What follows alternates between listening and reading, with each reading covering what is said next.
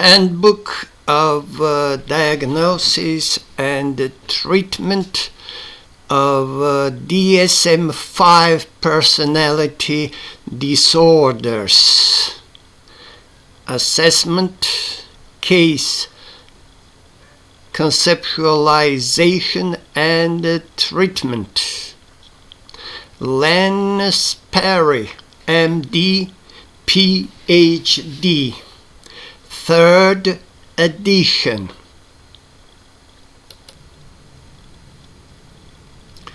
Handbook of Diagnosis and Treatment of DSM-5 Personality Disorders.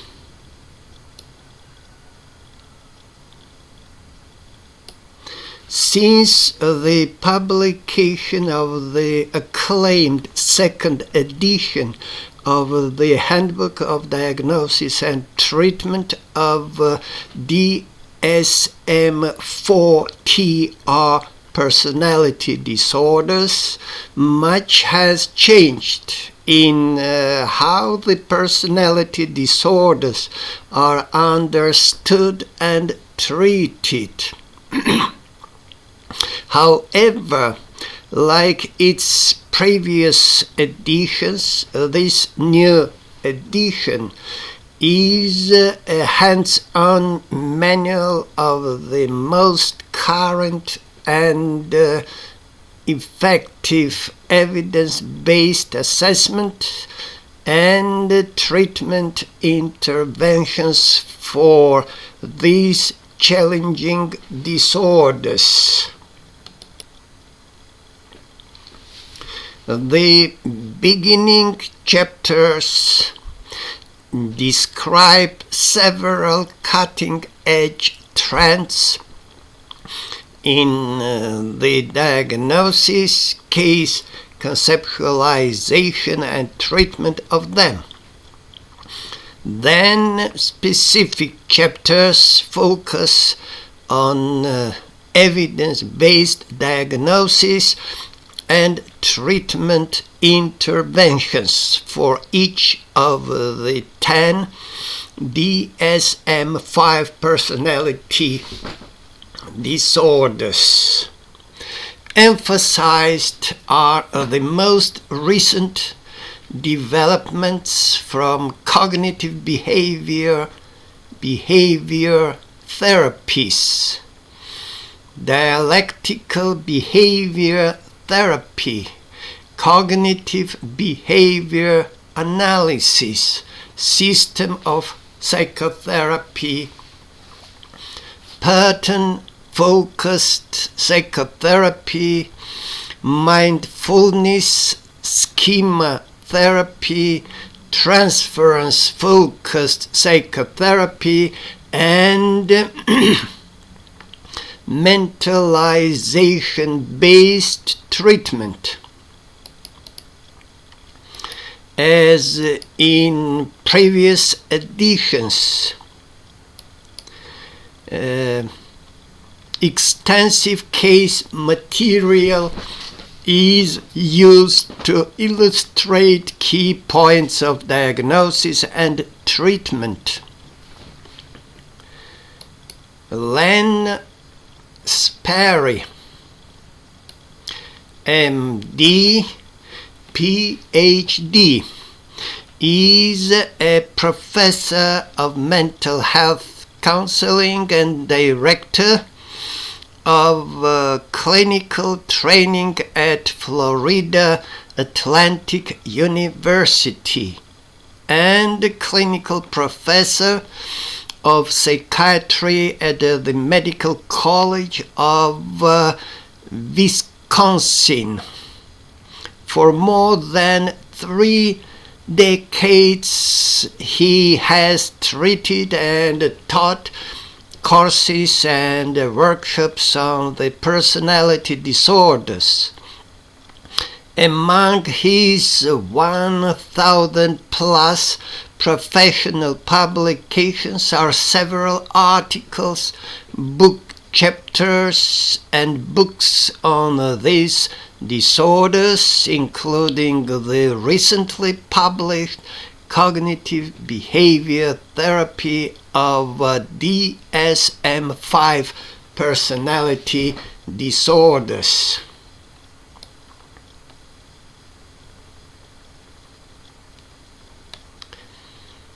Len Sperry has been a leader in the treatment of personality disorders for over 25 years. This third edition of his handbook provides treatment strategies informed by recent research and updates from DSM-5.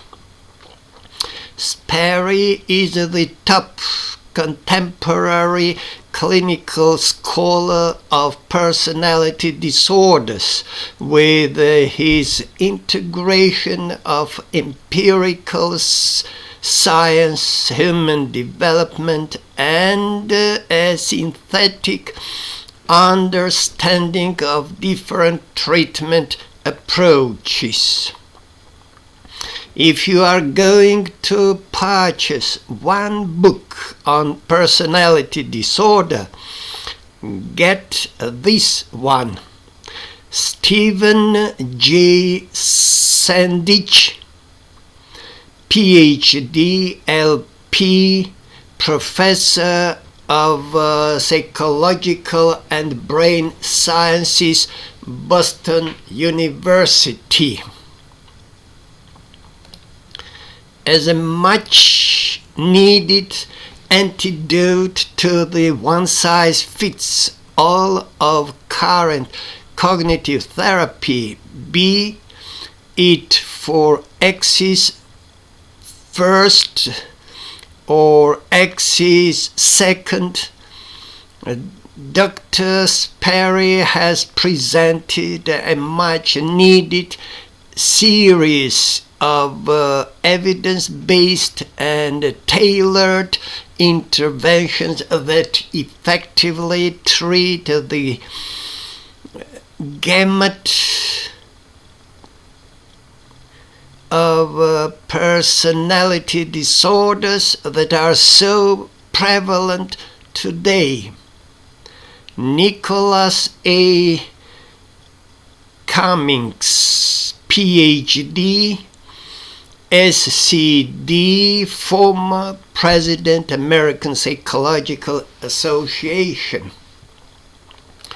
The Handbook of Diagnosis and Treatment of DSM-5 Personality Disorders, Assessment, Case Conceptualization and Treatment.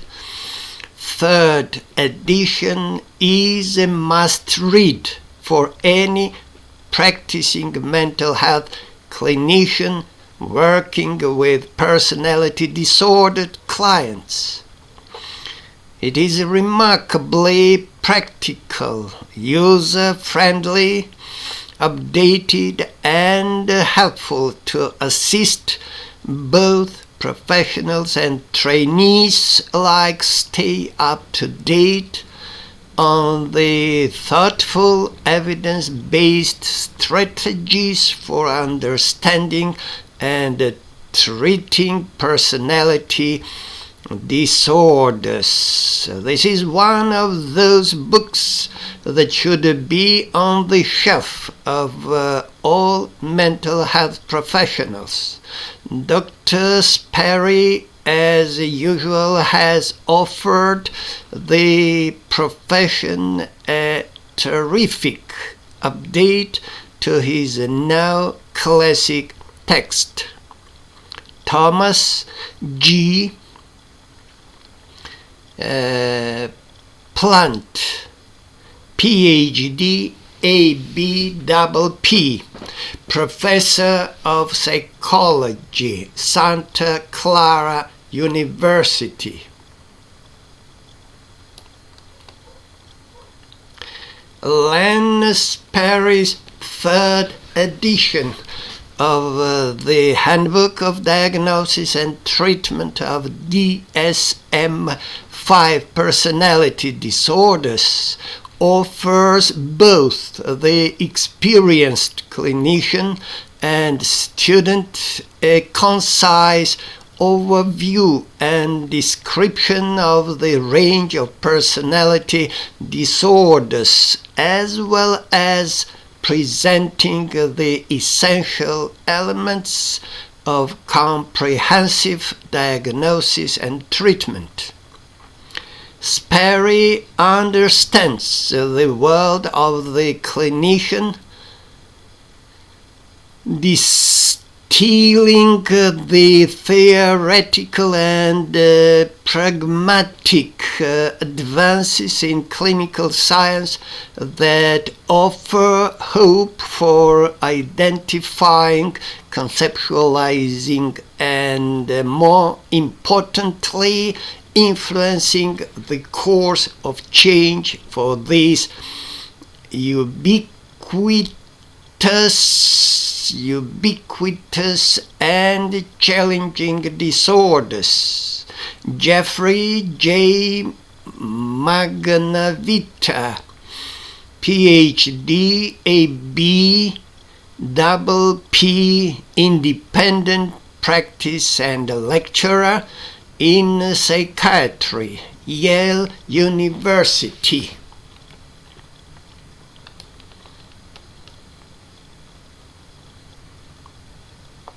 Sperry's third edition of this benchmark handbook makes it the instant standard on the assessment and treatment of personality disorders. Evidence-based yet delightfully reader-friendly, Sperry's guide blends a scientist's mastery of the evidence with the healer's empathy for the pain and disruption that stalk the lives of the personality impaired, jam-packed with case examples and practitioner-oriented recommendations. This is a must-read for the competent clinician. W. Brad Johnson, Ph.D., Professor of Psychology, U.S. Naval Academy and Johns Hopkins University. To provide effective short-term and enduring treatment, it is necessary to diagnose and treat the personality of the client. Len Sperry, MD, PhD, provides the insight and guidelines to make this once considered impossible task likely. The book is chock full of practical suggestions and tools that aid the diagnosis, conceptualization, and treatment of personality disorders following the DSM-5 guidelines. The third edition of the Handbook of Diagnosis and Treatment of DSM-5 personality disorders belongs on every clinician's bookshelf. If you read only one professional book this year, this is the one. John Carlson, Psy.D., EDD, ABPP, Distinguished Professor of Adlerian Psychology, Adler University, Chicago. unlike many writers who help the reader understand personality disorders, Sperry helps the reader understand personality disorders and, more importantly, how to help those who struggle with them. With the changes in the DSM-5 related to the understanding and treatment of personality disorders, Sperry's work is cutting edge and a must-read for all clinicians. Craig S. Cashwell, PhD, Professor of Counseling, University of North Carolina at Greensboro. The third edition of Dr. Sperry's Handbook demonstrates the strength of the previous edition. It is clearly written, comprehensive, up-to-date, and jargon-free. Its biopsychosocial approach to the personality disorders is realistically optimistic while adhering to evidence-based treatments. Finally, Dr. Sperry is clearly dedicated to listening with the third ear, which is essential in working with personality disordered patients. Ronald W.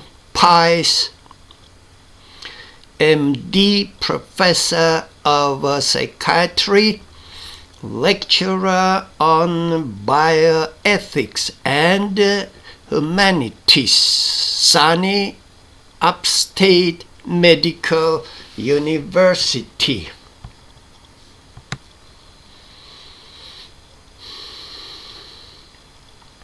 Personality disorders are the most misunderstood and misdiagnosed of all the DSM-5/ICD-10 mental disorders.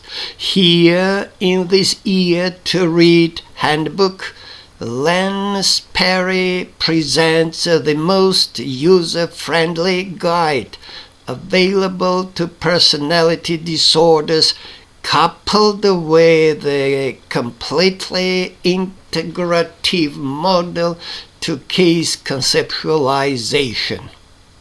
A book for every graduate psychopathology course in the nation.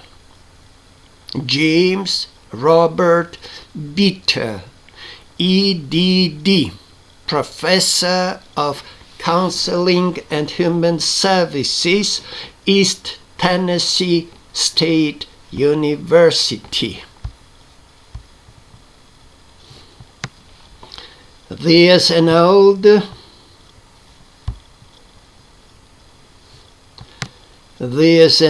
myth that personality disorders are equivalent to a life sentence to psychotherapy.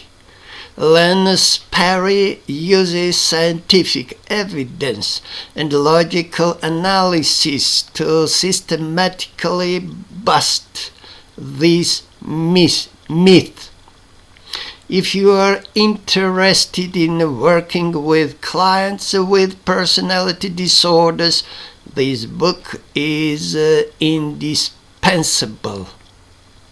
Not only does Sperry offer hope and optimism for positive outcomes, he also deftly summarizes many evidence-based approaches that can transform your optimism to clinical reality. John Somers Flanagan, PhD, Professor of Counselor Education at the University of Montana. Len Sperry, MD, PhD, is a brilliant writer who, with his psychology and psychiatry background, is able to capture nuances in cognitions and affective and interpersonal styles of individuals with personality disorders in a way that crystallizes the concept for the reader. The wonderful case examples and understanding the parental injunctions and world view perspectives of the patient were especially helpful for me. This book is an incredible manual and reference book. I still have one of Dr. Sperry's first books on personality disorders and still reference it to this day. John A. Lerman, MD, Chairman, and Charles E. QB, Professor of Psychiatry and Behavioral Medicine, Medical College of Wisconsin. A tremendous resource, including the latest DSM-5 descriptions, cross-theoretical conceptualizations, and integrative treatment approaches for all of the identified personality disorders under one cover. Sperry neatly addresses the categorical versus dimensional assessment dilemma by expertly contrasting each personality disorder with its corresponding subclinical personality style. Sperry's captivating clinical dignities, combined with his presentation of empirical evidence, to create a most satisfying volume for the interested scientist practitioner. Corey F. Newman, PhD, ABPP, Professor of Psychology in Psychiatry, Perelman School of Medicine, University of Pennsylvania.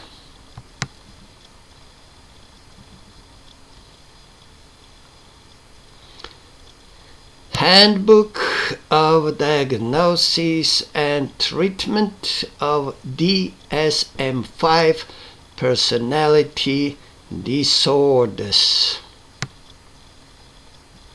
Assessment, Case Conceptualization and Treatment, 3rd edition.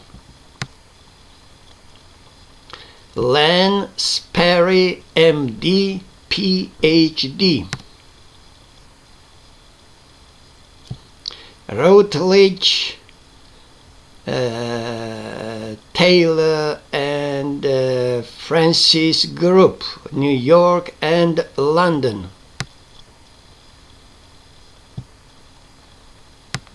Third edition published 2016 by Routledge, 711 3rd Avenue, New York, NY 10017, and by Routledge.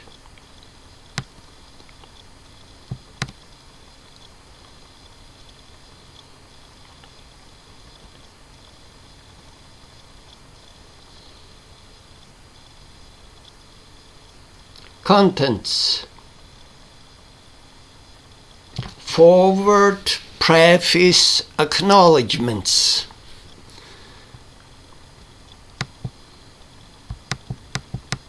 One, diagnosis and treatment of personality disorders today. 2, case conceptualization and the effective treatment of personality disorders. 3, antisocial personality disorder. 4, avoidant personality disorder. 5, borderline personality disorder. 6, dependent personality disorder. 7, histrionic personality disorder. 8, narcissistic personality disorder. 9, obsessive compulsive personality disorder. 10, paranoid personality disorder. 11, schizoid personality disorder. 12, schizotypal personality disorder. References index.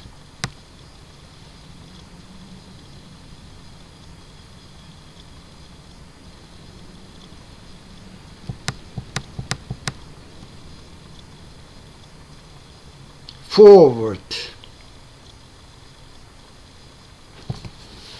As a new graduate student in psychology at New York University in 1964, I took the required course in psychopathology. The instructor quoted liberally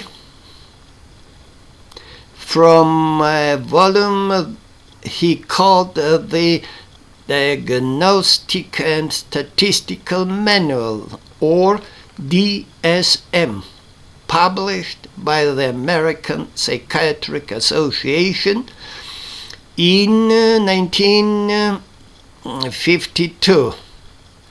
We immediately asked if we could purchase the thin, spiral-bound book at the bookstore, but the instructor told us that access was limited to psychiatrists and that only they could use it to diagnose a patient. He had clearly gotten the volume under false pretenses, or through some subterfuge.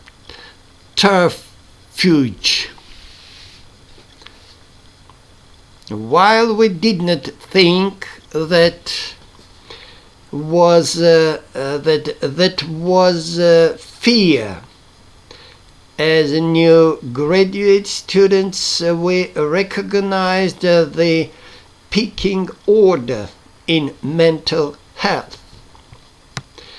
The psychiatrists was at the top, and psychologists were not ordained to read or use the holy works of the DSM.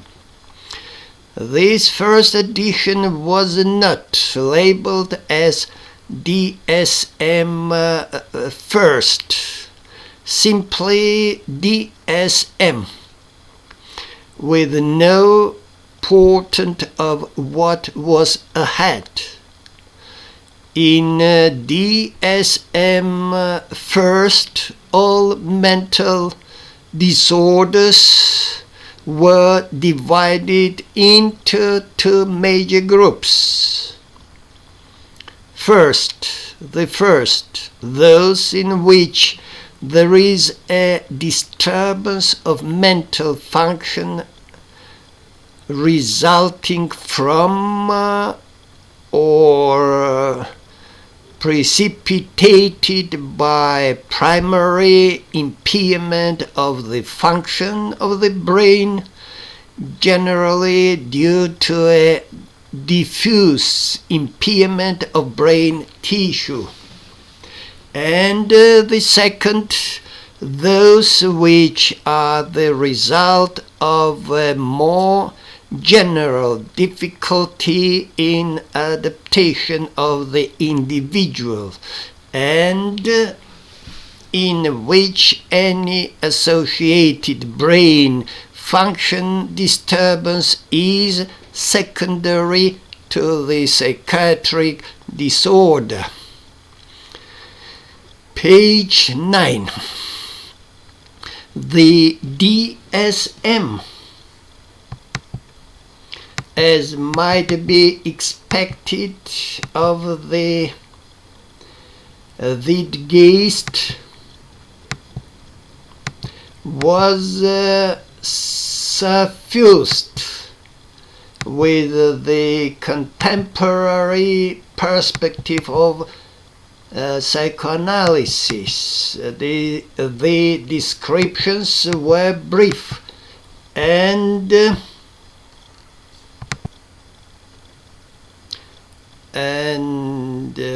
the second, those which are the result of a more general difficulty in adaptation of the individual, and in which any associated brain function disturbance is secondary to the psychiatric disorder. Page 9. The DSM, as might be expected of the Zeitgeist, was suffused with the contemporary perspective of psychoanalysis. The descriptions were brief and still left a great deal of room for clinician interpretation and creativity.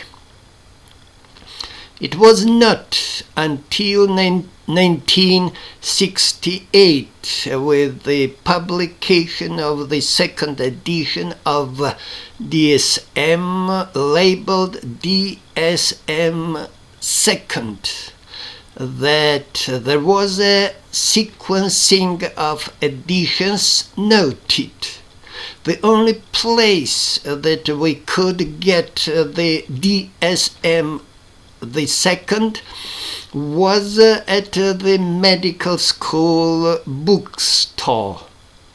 We gave one of our graduate cohort the money, and they did a DSM the second run and got copies for all of us.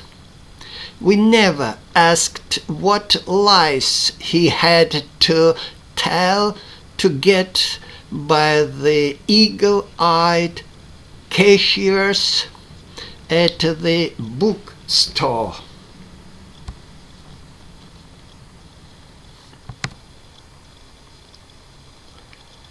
By 1980, I was a practicing licensed clinical psychologist when I was confronted by the most horrible event I had yet encountered in my career. The third edition, DSM the third, was published. The sheer weight and size of this new volume had me thinking that I needed to leave clinical psychology. There was no way that I could learn all of this new information or become knowledgeable in this new diagnostic format. The diagnostic descriptions in DSM the first ran to 31 pages. Double P from 12 to 43. For DSM the second, there was an increase to 38 pages in length. Now in DSM the third, the diagnostic descriptions ran to 300 pages. Who were these people to do this to the field? Who amongst us could master this tenfold increase in material? By 1980, psychologists could obtain the DSM and use it for diagnosis. There were some excellent additions, including the idea of a multi-axial diagnosis. In the good old days, one could make up one's own diagnosis with some impunity, using mixed formulations, including dynamic, behavioral, and mythical ideas. By 1980, however, there were established limits to what we could use as diagnostic statements. Some of us were troubled by these strictures. Others were comforted by the boundaries. If a patient did not meet criteria for a particular diagnosis, they could not be diagnosed with that disorder. If, however, the patient met the minimum criteria, whether the clinician liked it or not, the patient could earn that diagnosis. As I taught my students, if it looks like a duck, walks like a duck, and quacks like a duck, it is likely a duck, not a dog that has learned a foreign language. A critical change in DSM the third was the idea of diagnosing an individual on 5 separate and distinct axes.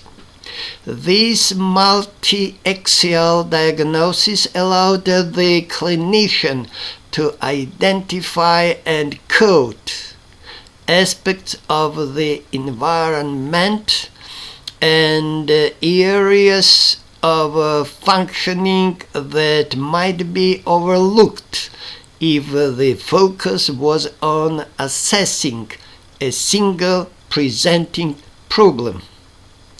Page 23. The 5 axes were: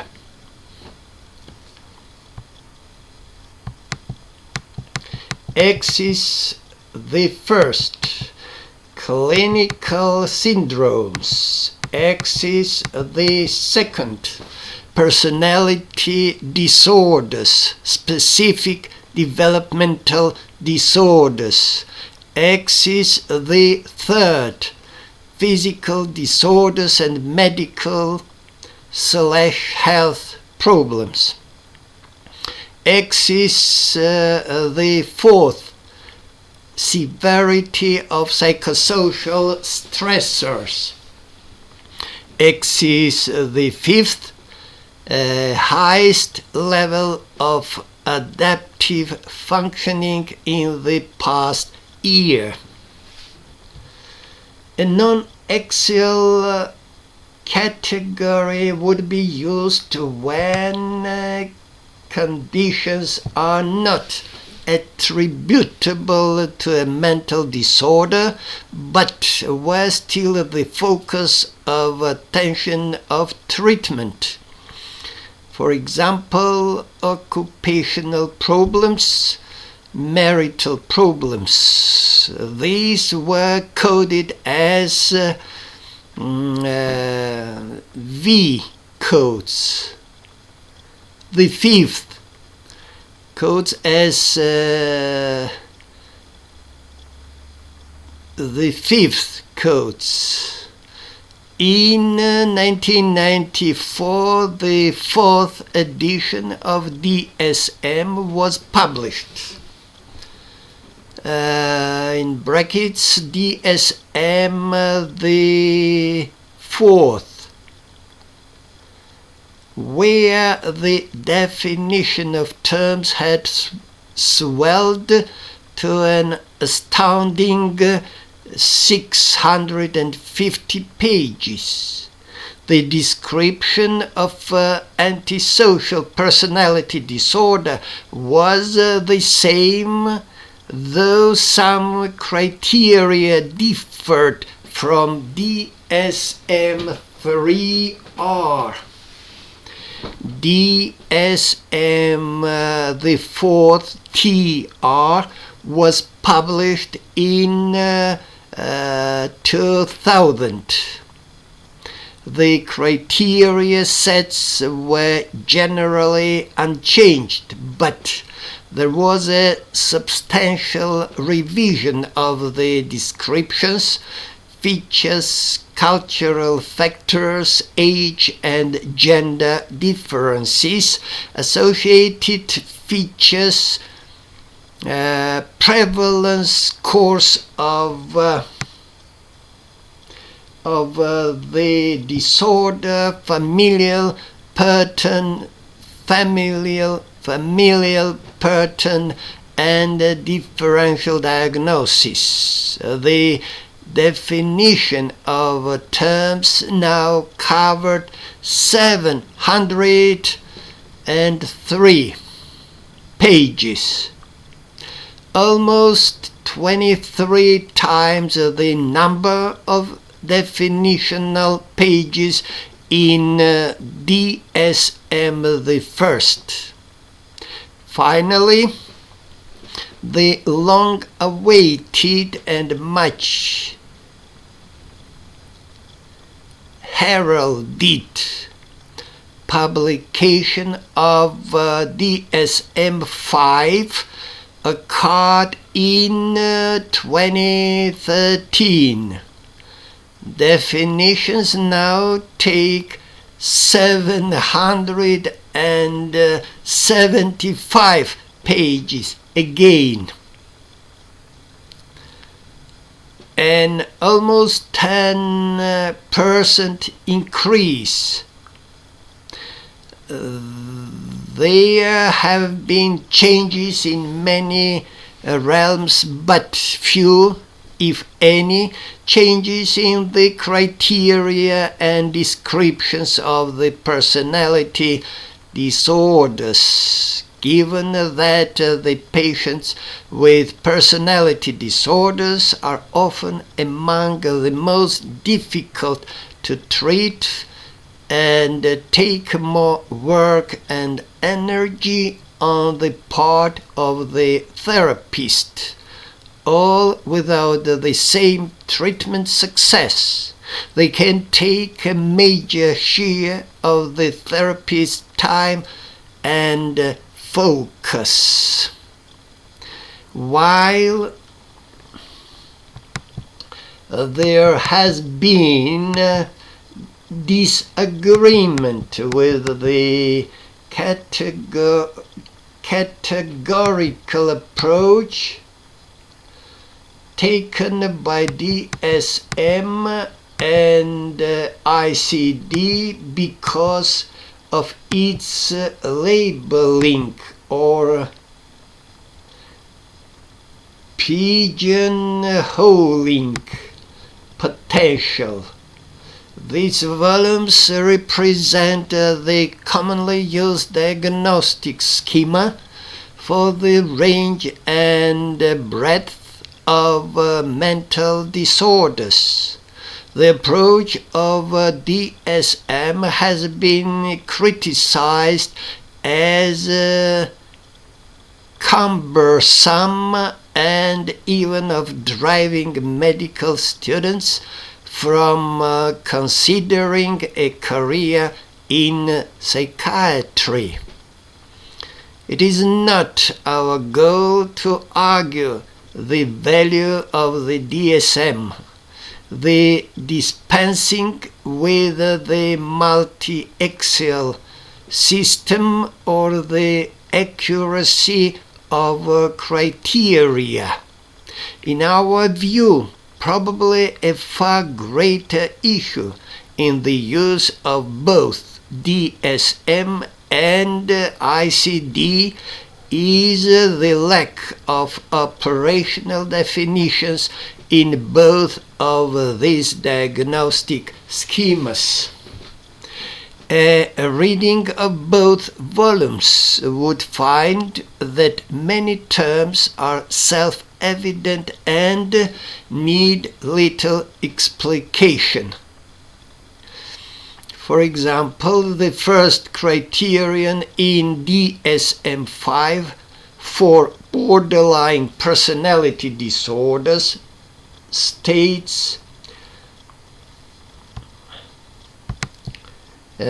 frantic efforts to avoid real or imagined abandonment. The words effort, avoid, real, and imagined need relatively little clarification. The terms frantic and abandonment are, however, quite vague and open to interpretation. Given the lack of agreement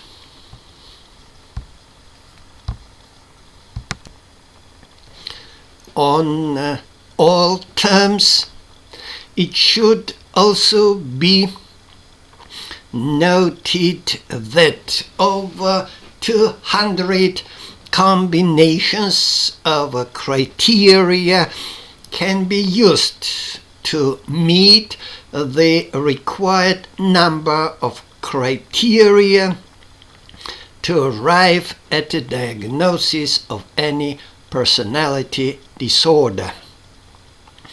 To add to the diagnostic confusion, the International Classification of Diseases, ICD, published by the World Health Organization, is presently preparing its 11th edition, plus the Psychodynamic Diagnostic Manual, PDM,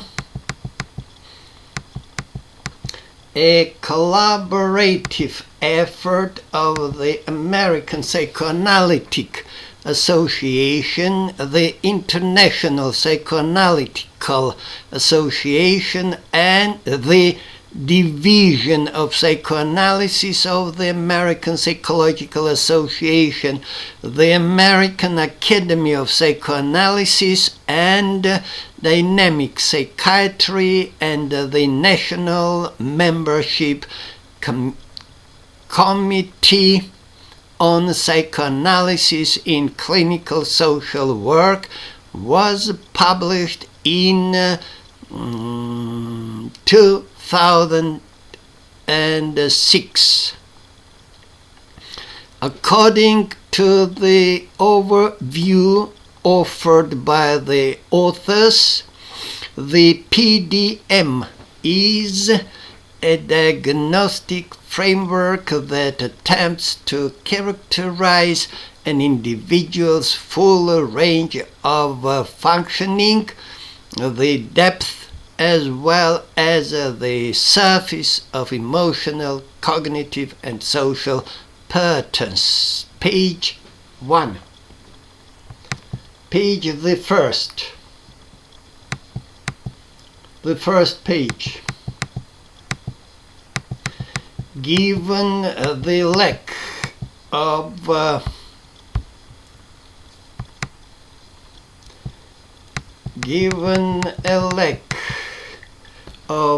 coherence, the confusion regarding diagnostic entities, and the issues regarding cohesiveness, what has become a necessity is a single volume that can explain and put the pieces in order.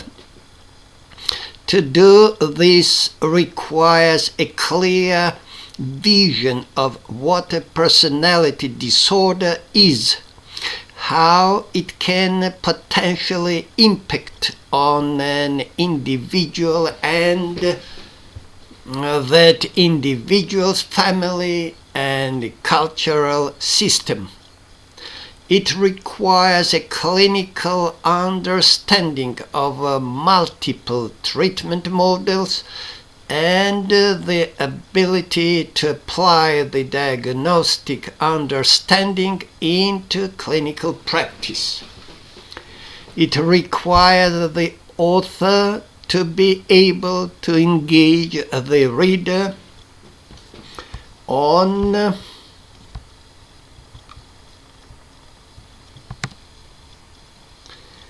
several different levels: the diagnostic, the theoretical, the strategic, and the technical. The third edition, Len Sperry's Handbook of Diagnosis and Treatment of DSM-5, Personality Disorders, Assessment, Case Conceptualization and Treatment, has all of these and more. The first two chapters need to be included in a bound monograph that would be required reading for every graduate course in psychopathology. Chapter 1, chapter on the diagnosis and treatment of personality disorders, offers not only the historical perspective of personality disorders, but addresses the development and maturation of the clinical view of the disorders and the treatment of the individuals whose behavior, mood, and style have earned them membership in this small but important group. After reviewing the changes that have gone into the current revision of DSM, Sperry introduces the clinician/reader to the diagnostic schema that has become the required model. Sperry describes the substantive issues of comorbidity, heterogeneity, and an understanding of the construct of personality. We can easily recognize that individuals have personal styles that may be emblematic of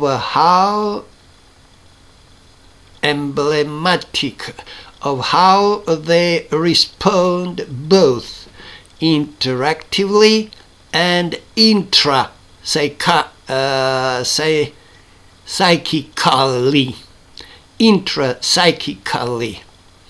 It is when the style impairs function or results in maladaptive behavior that the style becomes a disorder of value to the novice and the experienced clinician of whatever stripe. The discussion of the alternative model of psychoanalysis, model of personality disorders, is of special value. The constructs of personality functioning and personality traits are viewed dimensionally as levels of impairment, from no impairment to mild impairment, moderate impairment, severe impairment, and extreme impairment. The discussion of personality styles and disorders in regard to the individual's attachment style is of great use for both diagnosis and treatment planning. Most clinicians view the patient in regard to their phenotype, how the patient looks to others, and how their behavior is described via the criteria sets. Sperry makes the case for the importance of the genotype, the temperament, and neuroscientific base, but also describes the patient's sociotype, the cultural and family attachment style. The review of the various empirically supported models for treatment offers the reader a survey of what is available. This alone is worth the price of admission. The discussion of Sperry's pattern-focused psychotherapy is an excellent combination of several models, but sets itself aside by its strong allegiance to DSM-5 understanding of the personality patterns and styles. Sperry's broad-based scholarship includes his discussion of transference-focused psychotherapy, mentalization-based treatment, schema therapy, and development therapy. In Chapter 2, Sperry tackles what is the most sophisticated and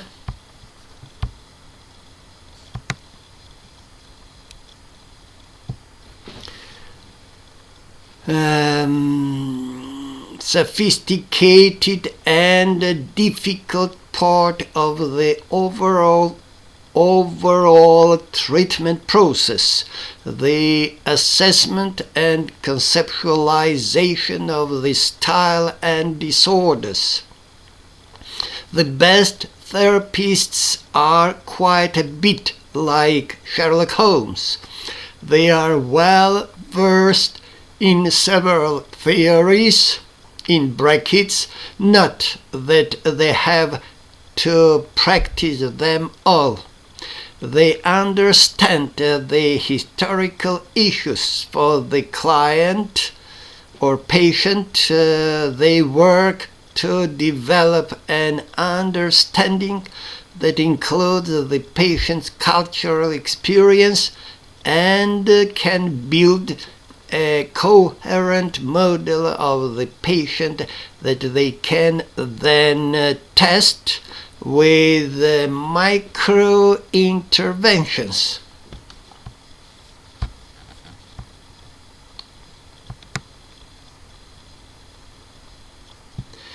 The sequence of data collection and conceptualization are areas in which Sperry excels. He takes the clinician on a step-by-step journey that ends in the clinician actually understanding why one set of interventions has a greater likelihood of working as opposed to another set of technical interventions. His clinical examples give clarity and substance to his discussions of treatment and give the reader insight into Sperry's clinical thinking. Few texts give such a clear and substantive discussion of this complex in brackets and essential behavior. In his discussions of each of the disorders, Sperry uses the same template for each chapter, which makes it an easier read for the reader and of maximum use to the clinician.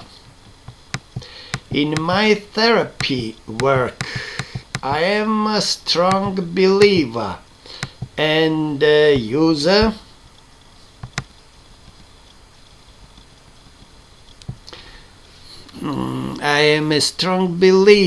user of story, parable, metaphor, and myth. In reading through the manuscript for this text, I realized that there was a character dancing at the back of my mind. I finally realized who it was. A story retold by the brothers Grimm was about the character named Rumpelstiltskin. Rumpelstiltskin. He had the ability to spin straw into gold. That is, in effect, what Sperry has done with this tour de force volume. Len Sperry has taken the diagnostic straw of 60 plus years of DSM, ICD and PDM and has spun it into clinical gold. Art Freeman, co-editor, Cognitive Therapy of Personality Disorders, 3rd edition.